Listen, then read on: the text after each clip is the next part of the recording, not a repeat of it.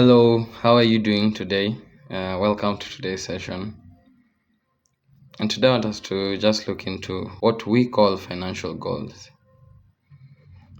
Like anything in life, you need to have a goal. And of course, a future that you do not plan for and goals that you do not plan, they remain to be just dreams. Your financial future is not a matter of chance, it is a matter of choice. Let me give you a quick story. There was a young man, let's call him Matthew, who always had a dream and always desired the good things in life, and always thought to himself that someday, somewhere, somehow, in the future to come, I'll be successful, I'll be wealthy, I'll be financially free, as we call it. And of course, he thought the key to this was, of course, working hard, putting in extra hours, and all these things. But he never always felt as though he was always in a vicious cycle, continuously remaining in the same place. And then one day he met a quote and he stumbled upon a very simple truth.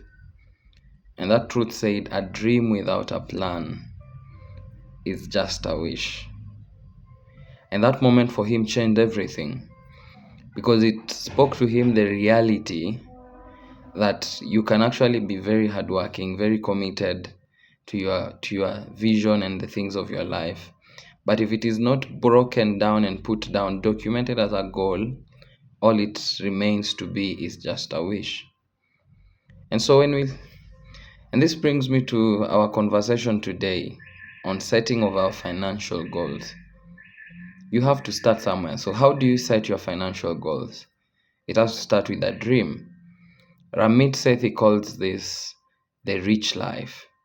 And so I'll ask you today, what is your definition of a rich life? What does a rich life look like for you? What will you do with your rich life? And then, of course, once you have the dream, you have to plan it.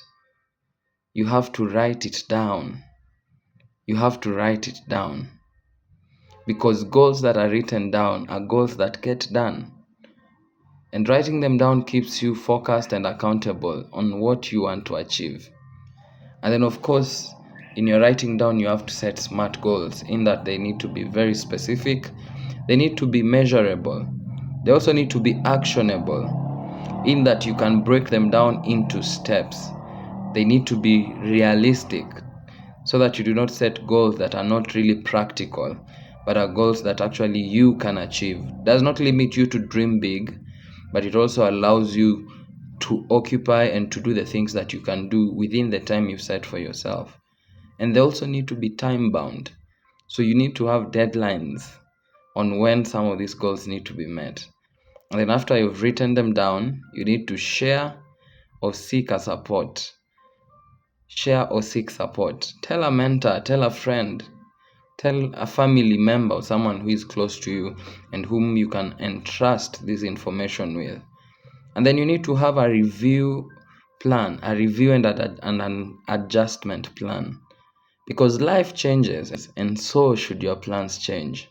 So you need to have a strategy on how you always review your goal. It can be weekly, it can be bi-weekly, it can be monthly.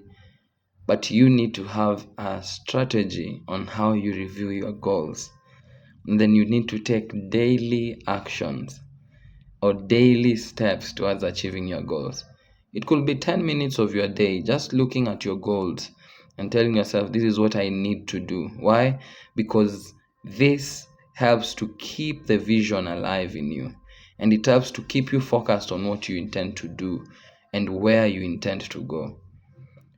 So this is your time to dream big if you haven't dreamt yet. Write down that vision if you haven't written it yet.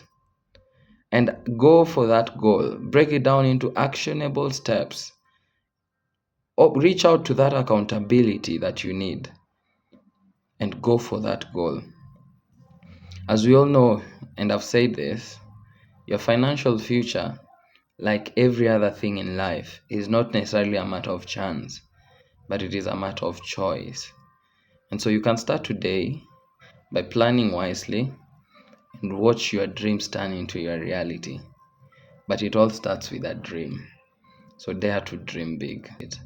Thank you and have a fruitful week ahead.